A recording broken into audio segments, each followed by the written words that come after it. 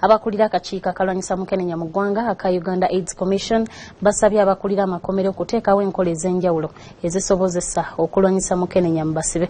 Kyokka abakulira amakomero bagamba nti ebintu ebimu ku kitongole kino kye byagala bakole tebabikkiriza mu mateeka ga Uganda.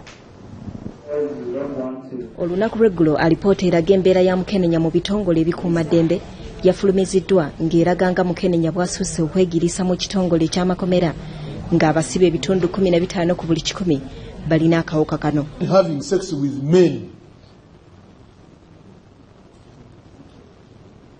that is very, very, very obvious in prisons, inside the prisons. What surprised me is that even the staff reported that they were having sex with their fellow staff. We found out that 6.5% was applicable to the inmates. Males having sex, and as you know, this is a very serious risk factor as far as HIV transmission is concerned.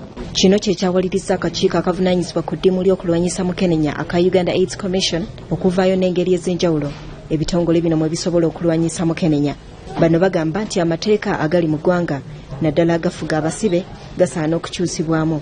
Ripoota yafuluma mu mwaka 2016 twasanga nti obungi bw'akawuka buli ku percentage ebitundu 6 ku 10 which is 6%.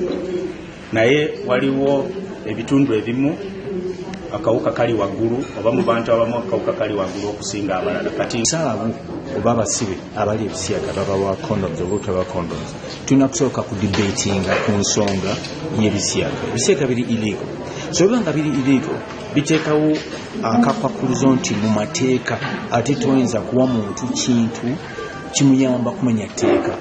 So issue ekyalina okubeera sorted out. So yes, scientifically tukimanyi nti condoms aliyambi obutatambuza bulwadde obwo mu mbeera ezo, but legally ate kizibu okubanga abasupportinga okumenya amateeka.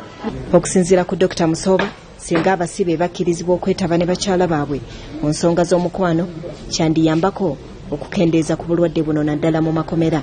Of course, ensalawo y'amateeka si yaffe nga Uganda AIDS Commission, tulina parliament, tubeera ne cabinet, balina okusalawo etteeka ki eritukolera ng'eggwanga. Tusobola kwogera ku tteeka naye ffe nga Uganda AIDS Commission twandiyagadde munnauganda yenna afune akawuka. Obuyumba bwe banaabanga beekoleramu bye balina okukola tetuguyina, tetunaba na buzimba. N'ekirala programu eyo eya conjugal rights oba okwegatta kw'abasibe gye bagikozesezza oba gyekola si ya bwereere yakusasulira. So ng'obuzibu bwe tuyina ebitundu 9 ku 10 by'abasibe tebalina busobozi oba oli alemereddwa okusasula ssente za bbeiro ez'okwegatta n'omukazi anaaba azigjeewa. Uganda erina abasibe abakonokiriza mu 5,000 ng'era bakuumibwa mu makomera ag'enjawulo era nga balina n'amalwaliro ag'enjawulo gye bajjanjabirwa, wabula ng'abamu tebaagala kwekebeza ate abalala tebaagala kumira ddagala. Rachel Nakanwagi, BBS Telefina, ageesigika.